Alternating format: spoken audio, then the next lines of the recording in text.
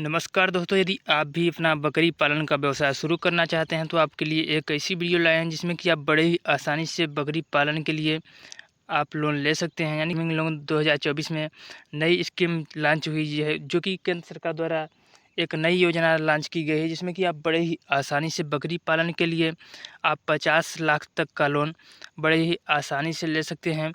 आपको अभी आवेदन करके आपको लाइव प्रूफ के साथ सब कुछ दिखाने वाले हैं, और क्या क्या डॉक्यूमेंट्स वगैरह और सब्सिडी कितने मिलेगी, आपको सारा कुछ प्रोसेस आपको इस वीडियो के माध्यम से बताएंगे।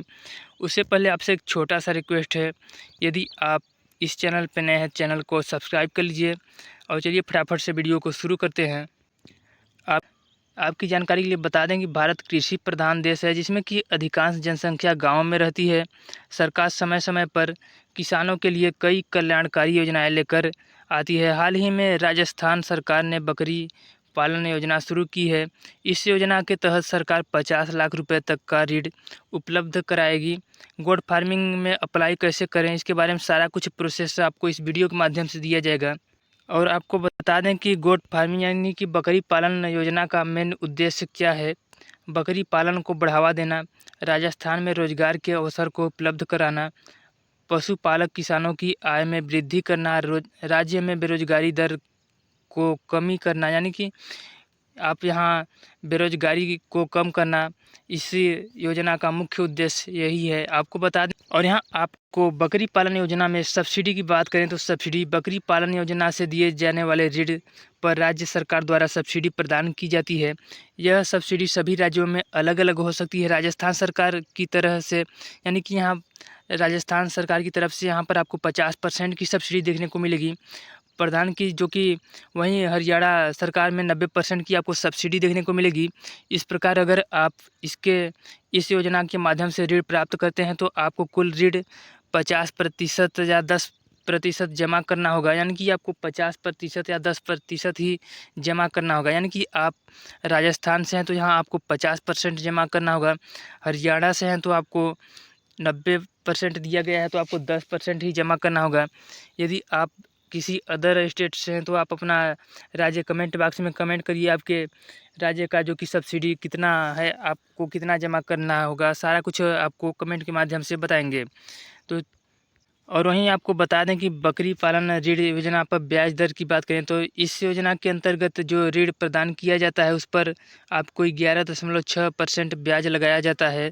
इस ऋण को कोलेटरल फ्री ऋण कहा जाता है, अर्थात इसके लिए आपको किसी भी संपत्ति या कीमती वस्तु को गिरवी रखने की ज़रूरत नहीं होती है। और आपको बता दें कि बकरी पालन योजना में आपको दस्तावेज क्या क्या लगने वाले हैं। तो आपको यहाँ पर सबसे पहले यहाँ पर आपको अपना आधार कार्ड, पैन कार्ड नंबर, निवास प्रमाण पत्र, जमीन संबंधित दस्तावेज, आय प्रमाण पत्र, बैंक खाता, आपको इतने डॉक्यूमेंट्स देने की आवश्यकता है। और वहीं आपको इस योजना के अंतर्गत आपको आवेदन कैसे करना है, तो चलिए आपको बता देते हैं क्या करना है। सबसे पहले आपको करना क्या है, अपने पास के पशु चिकित्सा के केंद्र पर जाना है आपको, और वहां से आपको बकरी पालन योजना में आवेदन करने के लिए आवेदन पत्र लेना है। उस आवेदन पत्र में मांगी गई जानकारी आपको भर देना है। अब आवेदन पत्र के साथ ज़रूरी सभी दस्तावेज़ों की एक एक कापी लगाएं। यानी कि आपको जो अभी मैंने दस्तावेज बताया, आधार कार्ड वगैरह जो अभी बताया, एक एक फ़ोटोकॉपी आपको इसमें लगाना है इस फॉर्म में। फिर इस दस्तावेज को यानी कि इस आवेदन पत्र को संबंधित दस्तावेजों के साथ पशु चिकित्सा केंद्र में जमा करवा दें। यानी कि इसको आपको फिर जमा करवा देना है।